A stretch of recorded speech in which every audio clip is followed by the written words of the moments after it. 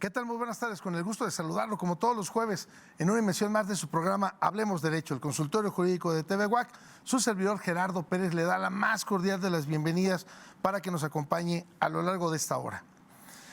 En México, la entrevista de edad en una carpeta de investigación sigue un proceso específico que generalmente involucra la participación de profesionistas capacitados en psicología y derecho.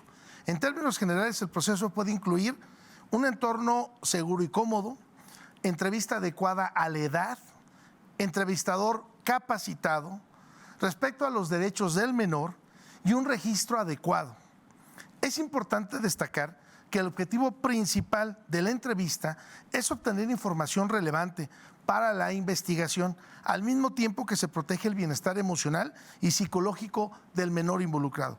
El tema de esta tarde es la entrevista de los menores en la carpeta de investigación. Acompáñenos. Perspectiva, diálogo, interacción ciudadana. Hablemos Derecho, el consultorio jurídico de TV WAC, con Gerardo Pérez Alvarado y Laura Méndez Olivares. Comenzamos.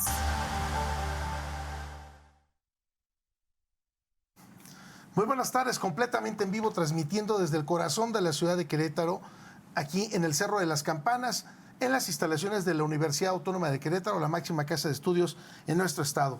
Y bueno, pues como usted lo comentaba, vamos a hablar de lo que implica una entrevista con un menor.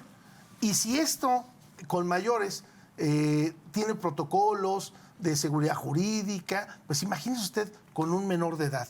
Y para ello, permítame presentar a nuestro invitado, al maestro Jorge Montoya Rodríguez. Él es egresado de UNAM con mención honorífica, tomó un curso de amparo impartido por el Instituto de la Judicatura Federal en el Centro de Capacitación de la Suprema Corte de Justicia.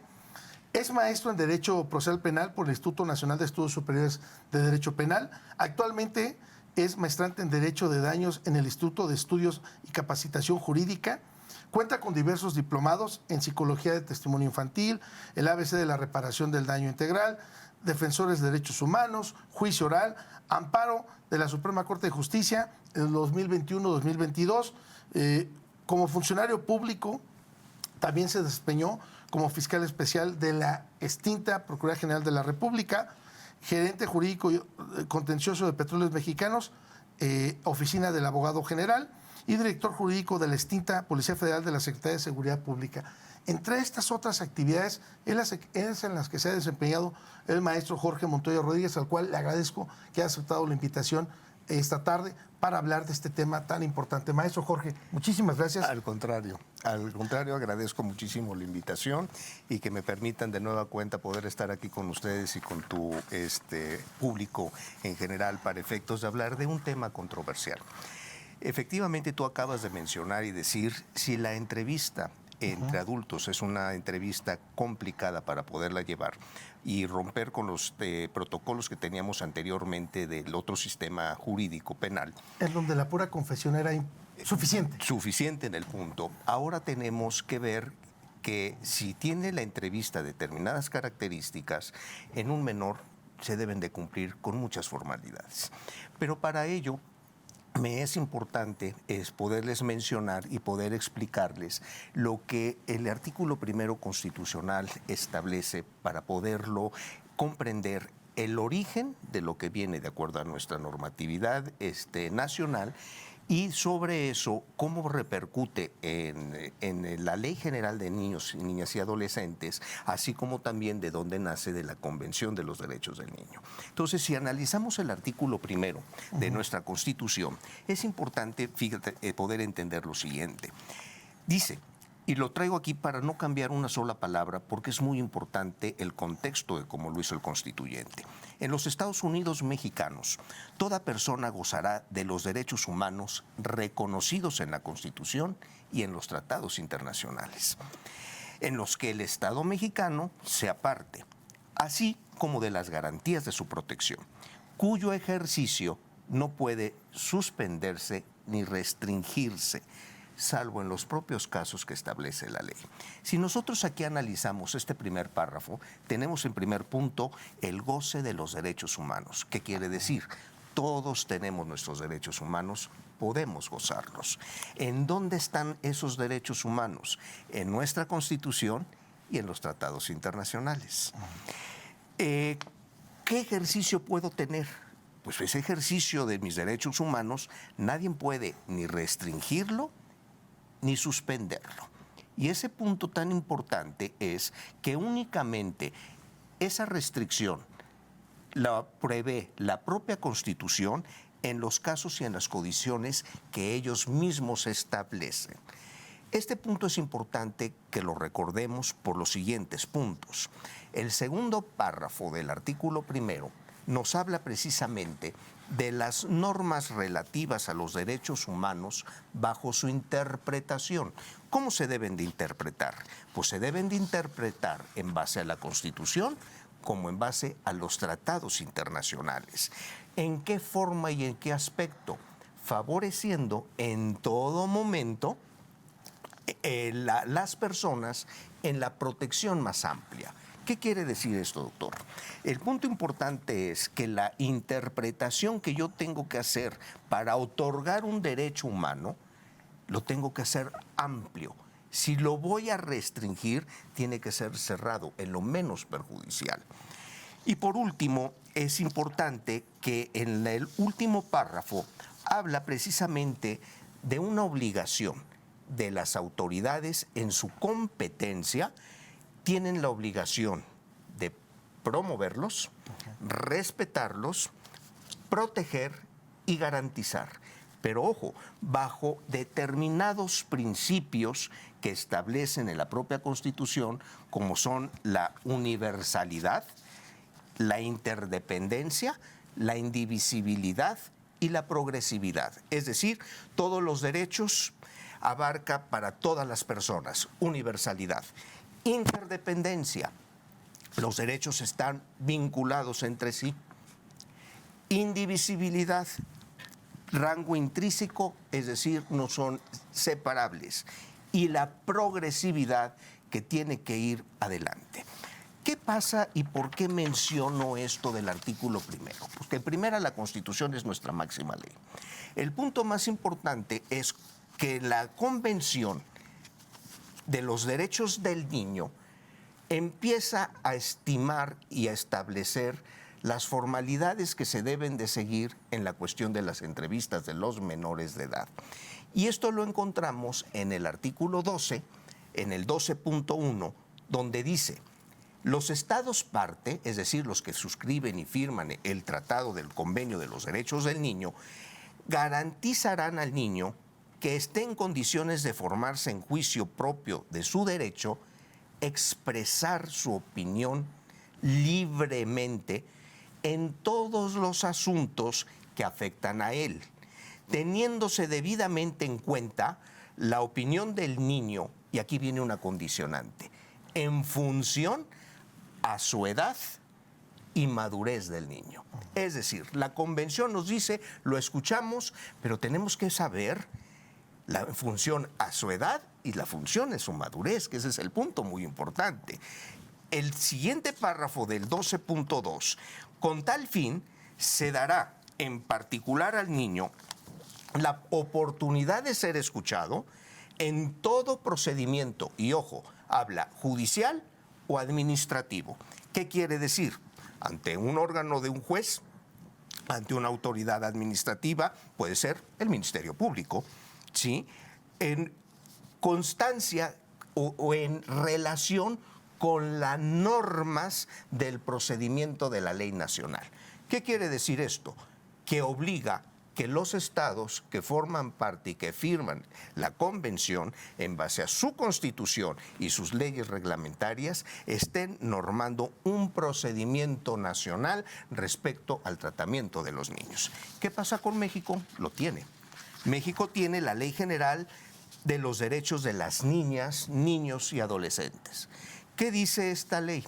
Es muy importante poder entender el concepto de una legislación en sus primeros artículos. ¿Por qué? Porque el artículo primero nos establece con claridad el ámbito de competencia, el objeto de esa propia ley, y dice: reconocer a niñas, niños y adolescentes como titulares de derechos, con capacidad de goce de los mismos, y aquí viene el vínculo, que por eso empecé con el artículo primero, de conformidad con los principios de universalidad, interdependencia, indivisibilidad y progresividad, en los términos como lo dice y lo establece el propio Constitución. Además, le establece el artículo primero en su fracción segunda que el Estado debe de garantizar ese pleno ejercicio. Y ese pleno ejercicio debe ser con respeto, protección y promoción de los derechos humanos de las niñas, de los niños, de los adolescentes, conforme a lo establecido a la Constitución y a los tratados internacionales. Ahí, Ahora, maestro, sí, señor. permíteme hacer una pequeña pausa, porque es muy importante que no se pierda de vista que tenemos la ley, como tú lo comentabas, la Ley General de Niños, Niñas y Adolescentes, pero tiene sustento, maestro, en los tratados internacionales en los que México es parte. Es cierto. Y por supuesto en la Corte Interamericana de Derechos Humanos. De ahí que tú tomas estas normas de orden federal por la situación misma del 133 constitucional, en donde todo, y eso lo puntualizo para aquellas personas estudiantes del derecho y aquellas personas que en este momento nos ven, que me digan, bueno, pero ¿cómo voy a aplicar la ley que nos está comentando ahorita en este momento el maestro si estamos hablando de cuestiones internacionales? No, porque a partir de que México suscribe este tratado internacional y que el Senado lo ratifica, todos los jueces tienen obligación de aplicarlo. Por consiguiente, si este tiene todavía un derecho más amplio, todavía tiene que aplicar ese, no nuestra ley. Tiene que ser un derecho más amplio el que debe de aplicar. Efectivamente, es precisamente por ello que yo tomé ahorita el atrevimiento de hablar del artículo primero para poder comprender y entender cuáles son los derechos y las obligaciones que tienen las autoridades. Recordarán ustedes que hablamos de que la interpretación del derecho humano debe de ser amplio. Y efectivamente, si la protección de ese derecho humano es mayor en una convención o en un tratado internacional suscrito por México y donde México sea parte, se tiene que aplicar.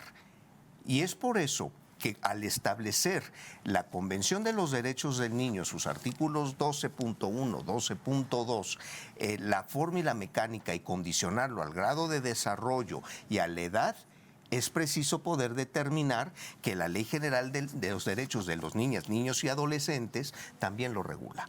Es decir, está respetando obviamente nuestro contexto y marco nacional, que es la Constitución Política de los Estados Unidos Mexicanos. Y a su vez se está adecuando a los requisitos que pone la Convención de los Derechos del Niño para poderlo regular. ¿Dónde está este precepto de la Ley General de los Derechos de las Niñas, Niños y Adolescentes? En el artículo 83.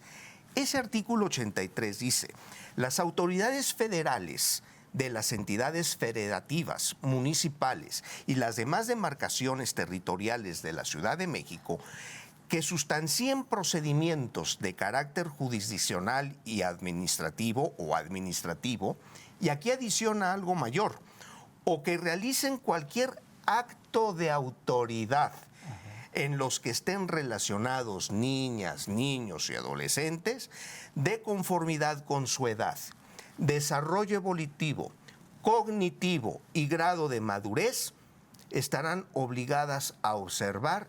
Y vienen los puntos. ¿Qué hace nuestra ley? Todo derecho humano que va más allá de protección es válido, no al revés. Por tanto, aquí ya la ley de la General de los Derechos del Niño está tomando ya en consideración los puntos que establece obviamente la Constitución, el Tratado de la Convención de los Derechos del Niño, y está adicionando cualquier acto de autoridad si afecta al niño. Y lo está condicionando a más puntos del desarrollo evolutivo, cognitivo, grado de madurez, para los siguientes puntos y fracciones que para este efecto nos pueden interesar para la entrevista investigativa y poder entrar al tema. Garantizar el ejercicio de los derechos de niñas, niños y adolescentes establecidos en la Constitución y en los tratados internacionales. ¿Qué significa? Que los niños tienen sus derechos humanos, los cuales tienen que ser respetados, tanto los que se encuentran en la Constitución como en los tratados internacionales. No es si gustan, es obligatorio.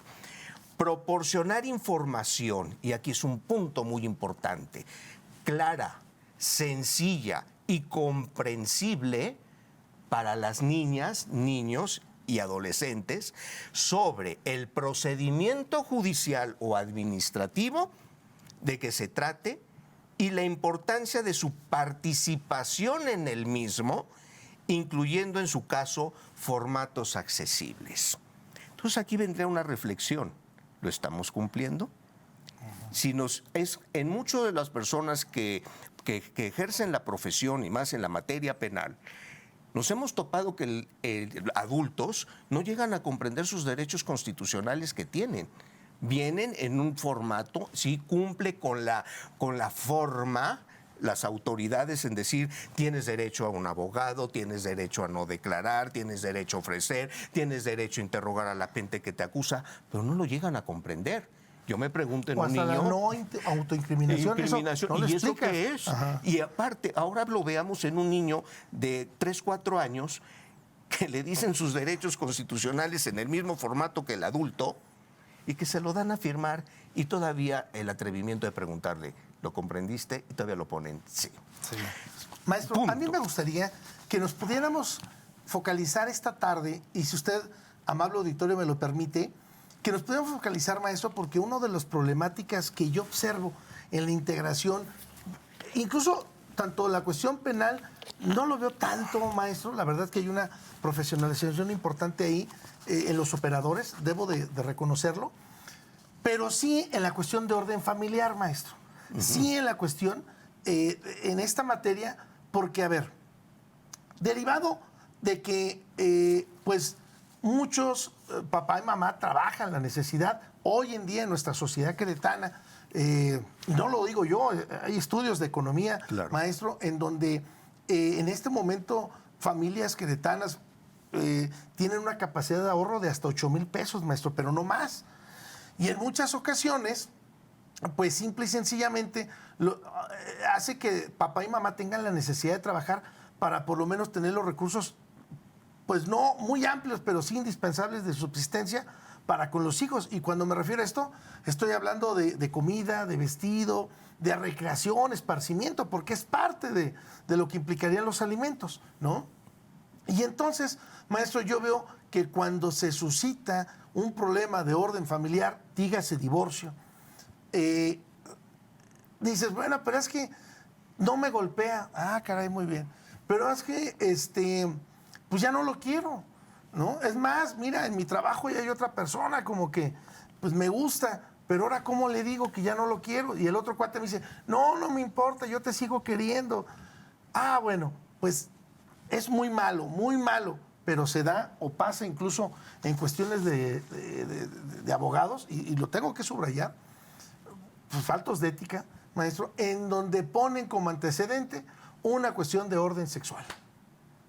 Y entonces dicen, vamos a solicitar una medida cautelar porque el niño dice que te tocó tu abuelo, tu tío, tu papá, la pareja, la pareja, ¿no?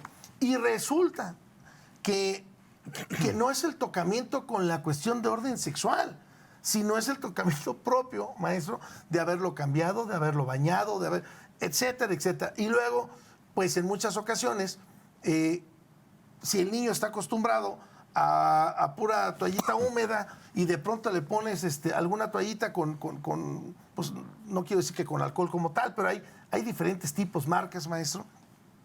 Y resulta que el niño le irritas sus genitales o se roza. Ah, no, pues claro que hay un abuso sexual.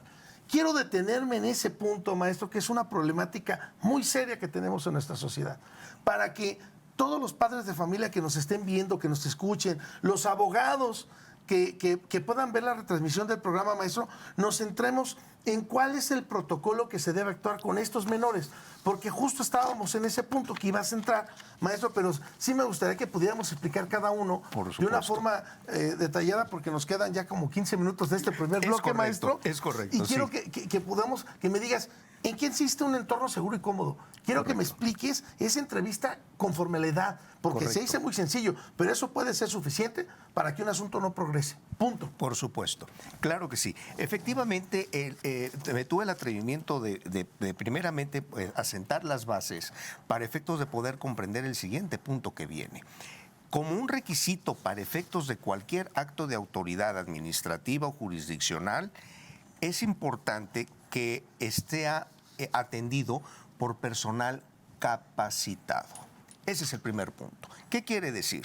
Si yo no cumplo con uno de los requisitos primordiales de tener el estado evolutivo de desarrollo del menor, el estado cognitivo, si yo no tengo el grado de madurez, como autoridad administrativa o jurisdiccional, no voy a poder resolver bajo el estado del conocimiento del menor. Para ello, hay que tomar el desarrollo humano como lo divide Jean Piaget. Jean Piaget es el que habla y dice cuáles son las características del grado de desarrollo del ser humano.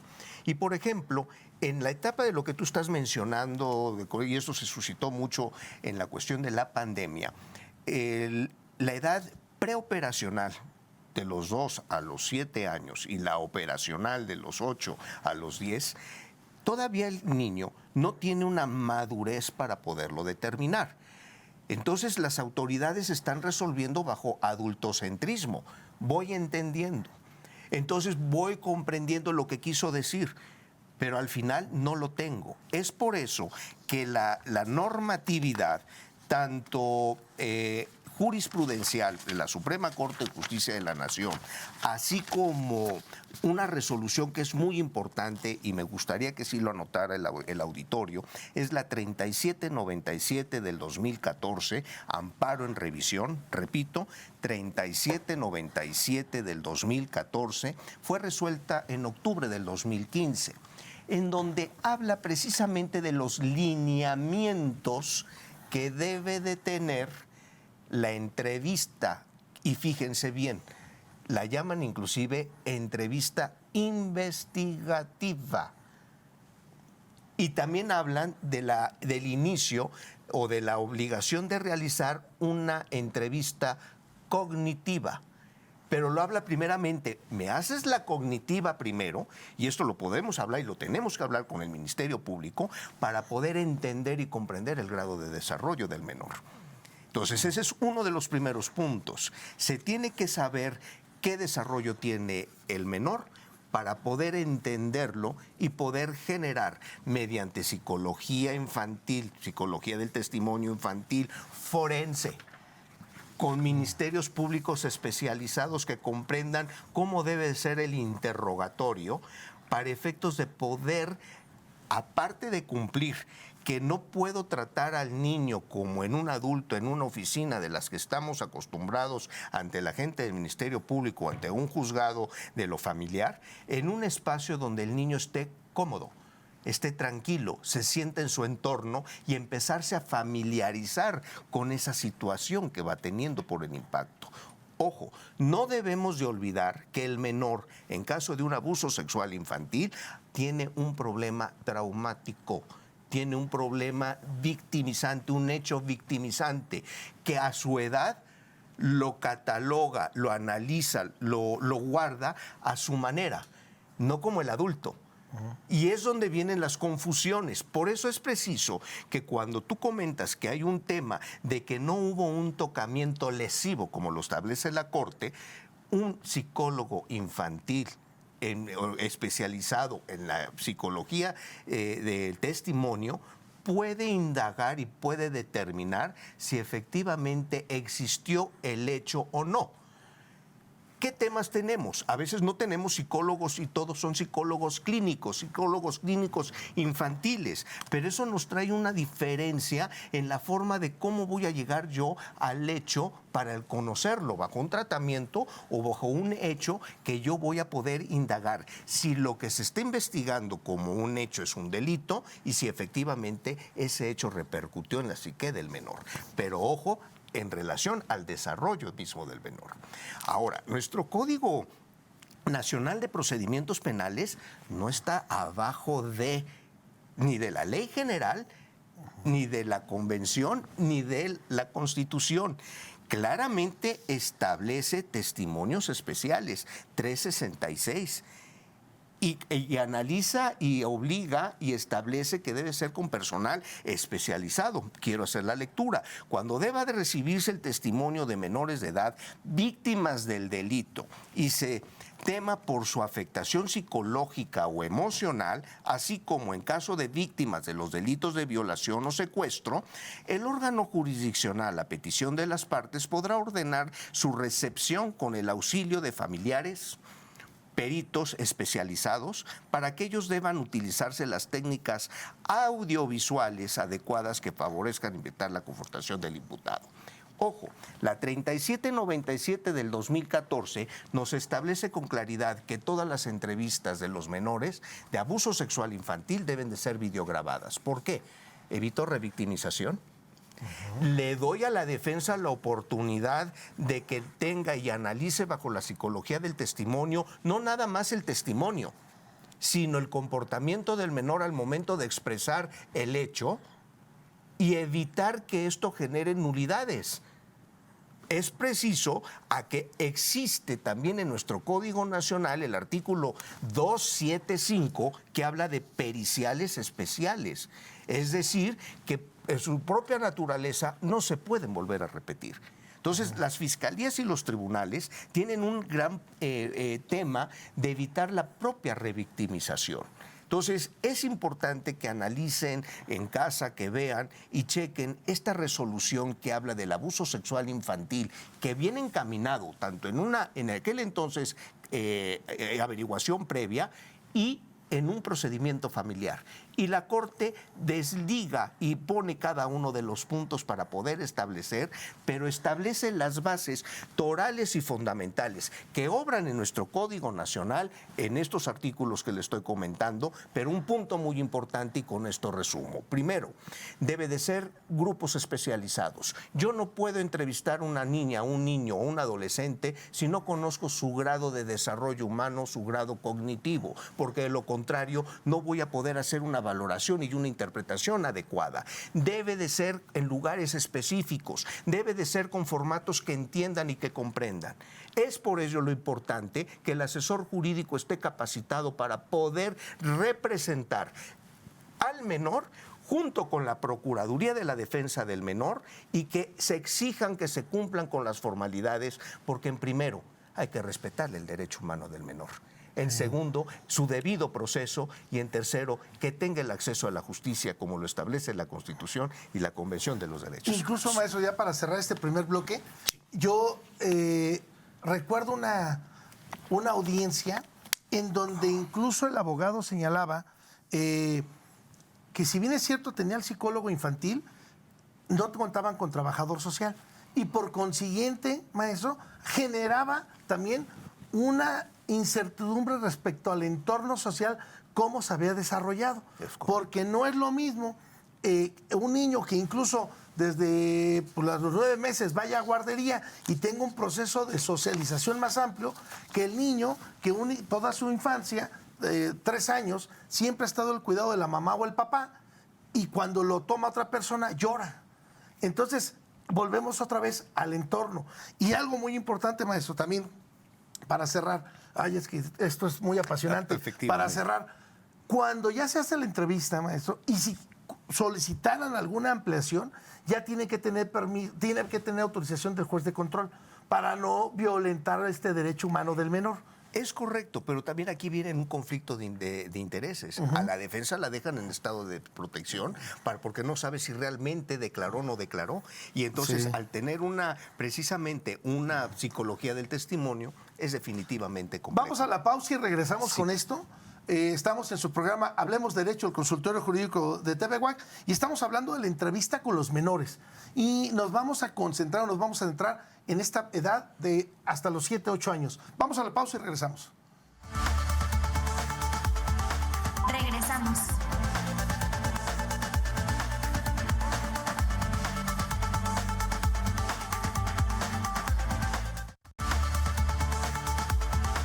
Continuamos.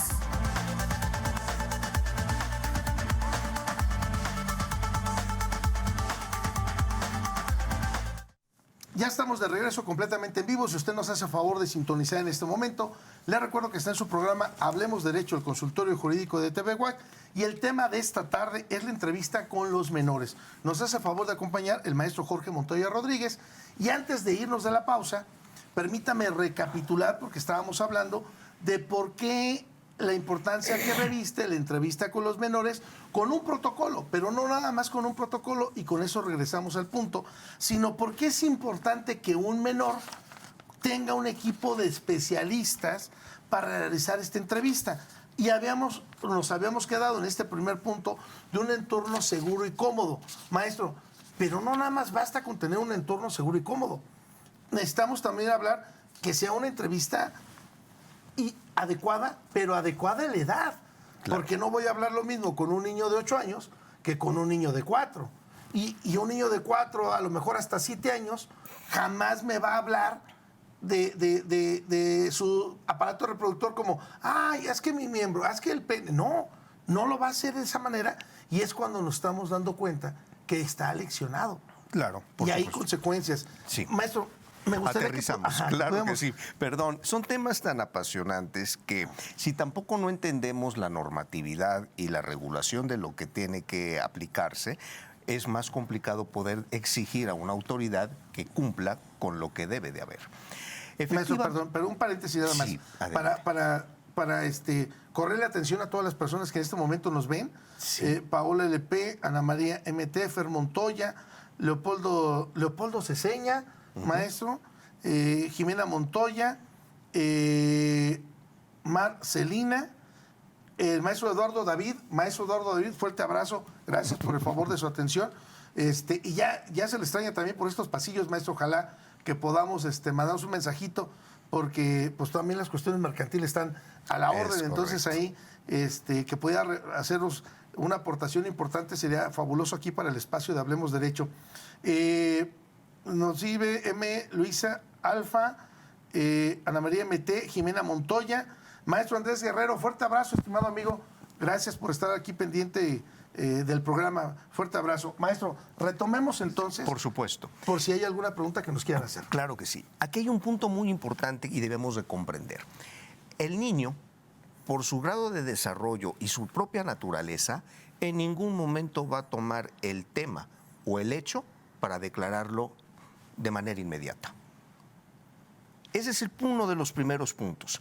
Precisamente por eso esta resolución establece y dice que la investigación por parte del Ministerio Público, vamos a concretarnos en un abuso sexual infantil, se debe de planificar la entrevista. Es el primer requisito que se debe de realizar.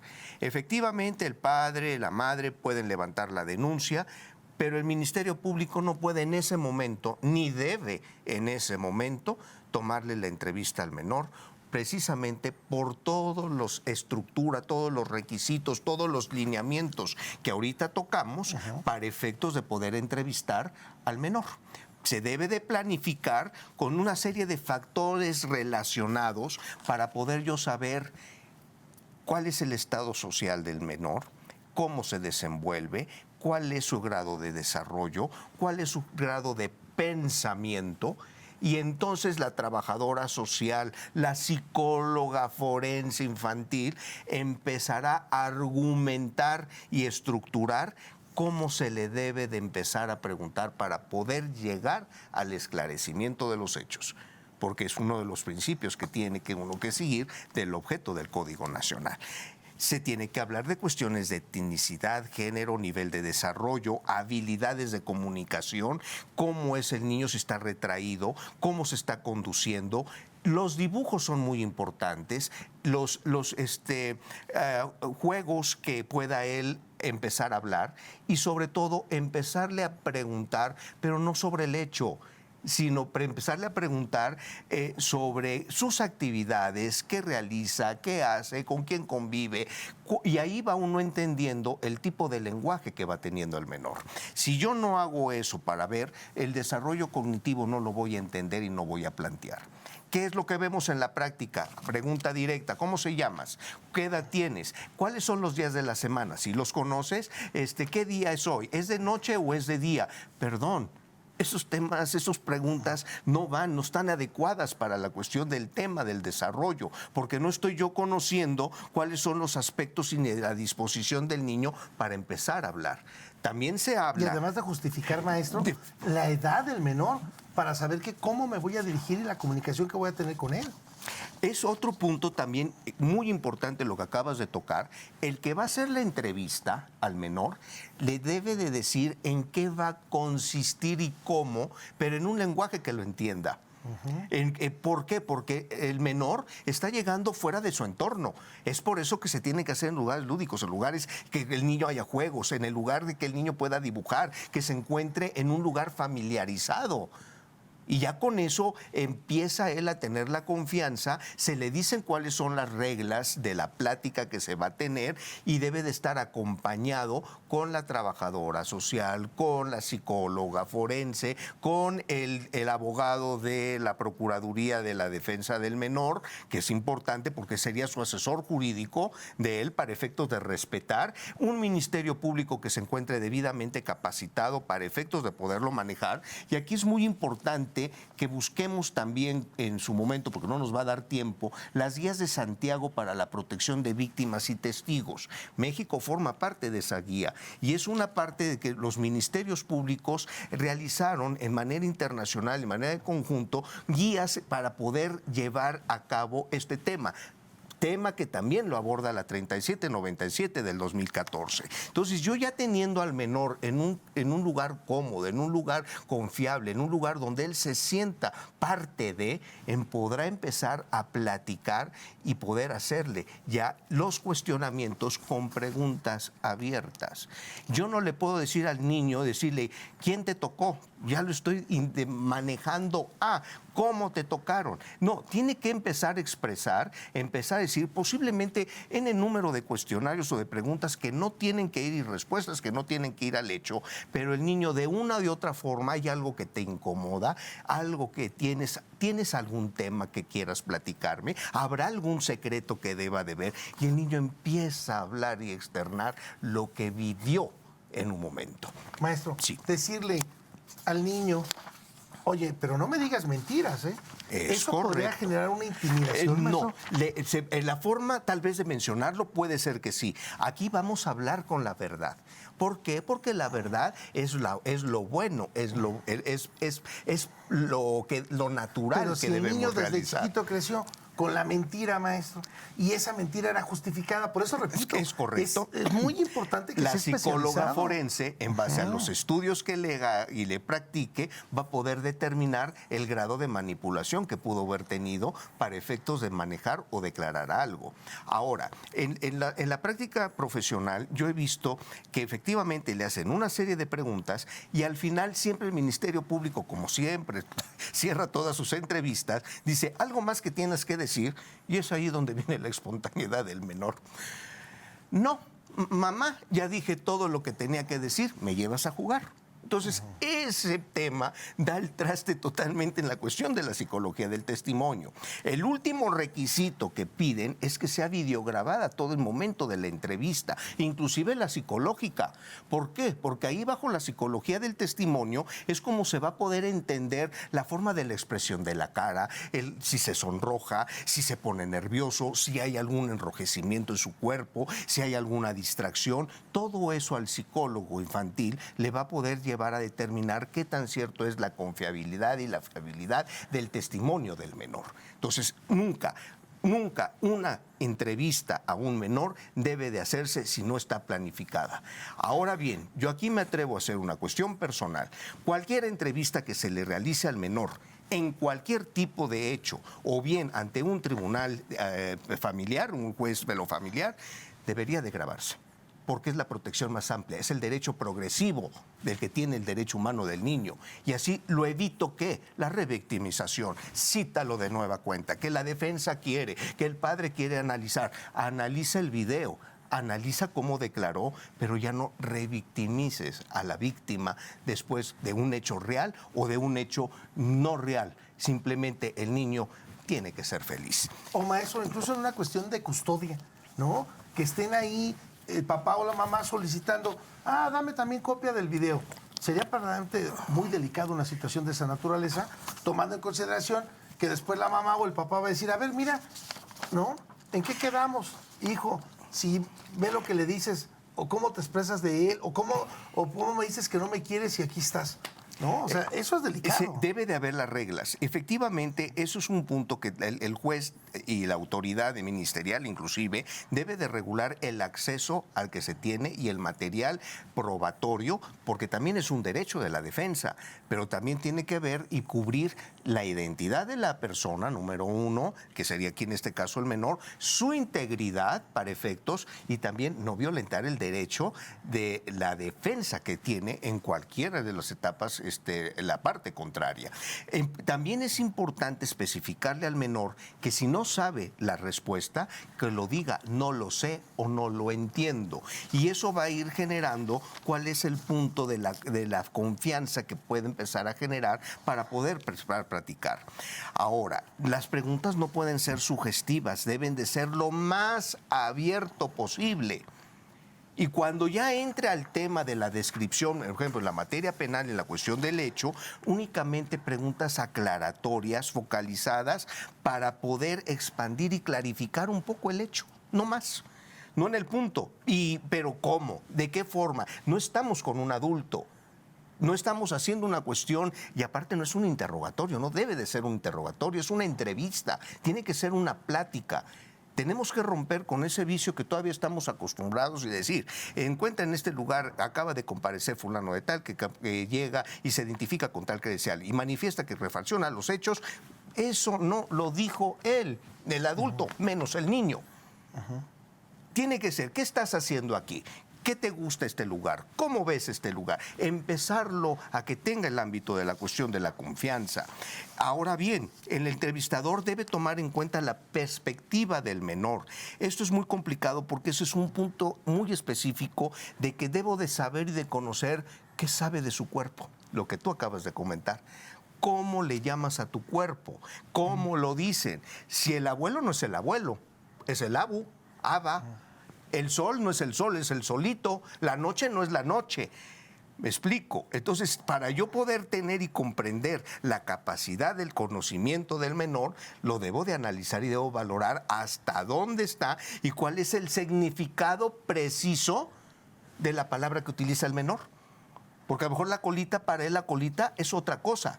El palito es otro tema que para fotos, y empieza el adulto a hacer sus diagnósticos equívocos por no entender el desarrollo final. Y la entrevista, punto fundamental y un derecho que se debe de hacer, se debe de videograbar. Porque para mí el punto más importante es evitar la revictimización del niño o de la víctima, del adolescente inclusive. Ya no vuelva a vivir el hecho. En cualquier cuestión, si yo voy a presentar en lo familiar a un menor, que se debe de videograbar para tener ya el antecedente y poder analizar. De lo contrario, estamos las propias instituciones, las propias autoridades, violentando la privacidad del menor. A grosso modo, esos son los puntos. Ojo, punto importante, toda persona que intervenga, siendo sobre todo autoridades, deben de cumplir con la especialidad. Así lo hablan las guías de Santiago. Así lo habla la UNICEF, así lo habla la ODI. Establecen con toda claridad esos principios de la especialización ¿Para efectos de qué? Facilitar el diálogo del menor. Porque es la capacidad. Un dibujo nos puede decir más que 20 palabras. Una expresión de timidez del niño en el tema, en algún punto, en alguna persona, en algún dibujo, puede ser fundamental para manejarlo. Pero ¿qué pasa si el Ministerio Público o el juez en ese momento se movió? Si no está videograbado, no lo vi, no lo sentí. Entonces es un análisis específico, directo, del comportamiento estructural del cuerpo del menor para poderlo determinar. Y solo así podemos llevar investigaciones por parte del Ministerio Público, cumpliendo con todas las formalidades, cumpliendo con todos los ordenamientos. Y aquí lo importante es que las instituciones tengan la capacidad del personal y presupuestal para poder tener lugares correctos y adecuados para poder esclarecer un hecho que puede ser falso o como puede ser verdadero, y no cometer las injusticias. Por eso insisto que en todo momento, tanto el padre como el menor tiene que tener su asesor jurídico, que sería la Procuraduría de la Defensa del Menor, con personal capacitado, y también los padres, su asesor jurídico que les pueda hacer. Es indispensable que se tenga, no como lo dice el Código Nacional, en cualquier momento del procedimiento. Analicemos la Constitución, tiene derecho al asesoramiento, tiene derecho a un derecho humano. Ese derecho humano no puede suspenderse ni restringirse, tiene que ser bajo los principios de la interpretación de cómo se deben de cumplir. Las autoridades tienen la obligación, en términos del artículo primero, de respetar esos derechos humanos. Entonces es un gran compromiso del sistema jurídico mexicano de respetar y de entender lo que decimos. Y sobre todo, entender que también si el Código Nacional o algún dispositivo legal habla de deberá y de podrá, entender el alcance de las palabras. Maestro, dos preguntas. ¿Qué es el interés superior del adolescente? Me parece muy atinada respecto a lo que estamos hablando en este momento. Bueno, aquí hay un punto muy importante y esto es uno de los grandes logros que se debe de entender y vamos comprendiendo cuál es el desarrollo de cada uno de los individuos. Entonces, es importante entender las etapas de cada uno que se encuentran para poder comprender y cómo debe de interpretarse y cómo debo de aplicar la norma bajo determinadas reglas de manera muy específicas, de manera uniforme. Por eso hay ahorita tantos manuales y tantos protocolos que deben de seguir las autoridades para seguir una misma regla, una misma disposición, un mismo ordenamiento interpretativo y de conocimiento y respetar el derecho humano. Por eso es importante de la conocerlo. humana. Efectivamente, ahí acabas de tocar el punto crucial de que el derecho humano más importante es la dignidad. Y es un derecho ya no humano, un derecho fundamental. Un derecho fundamental del cual emana todos los demás derechos que deben de hacer.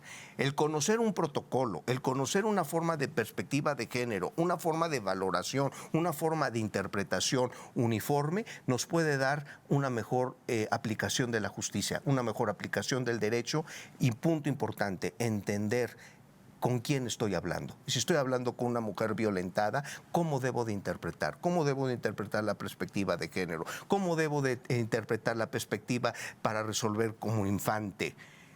Y lamentablemente muchas veces manejamos puro adultocentrismo. Si el niño comenta una expresión, lo tomo al nivel de que yo lo estoy manejando, a mi conocimiento y no a del menor. Esa es la importancia de los protocolos. ¿Y del interés superior? Del interés superior del menor, del adolescente, pues. Debe de prevalecer. Debe de prevalecer sobre todo del beneficio que se le pueda tener.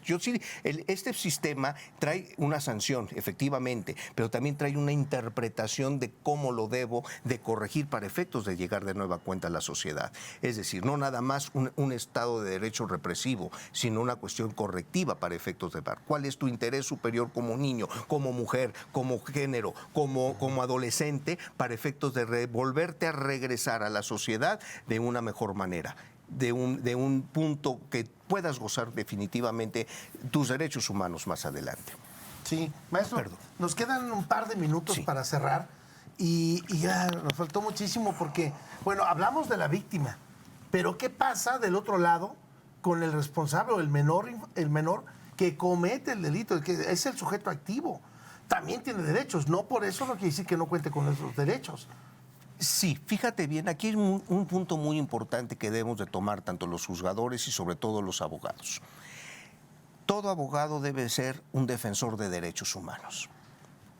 Si es que mi representado en este caso es el imputado menor de edad o es un imputado mayor de edad que hizo un abuso sexual a un menor de 1 año, año y medio, lo que debe de ser al abogado es en que se le respete su debido proceso.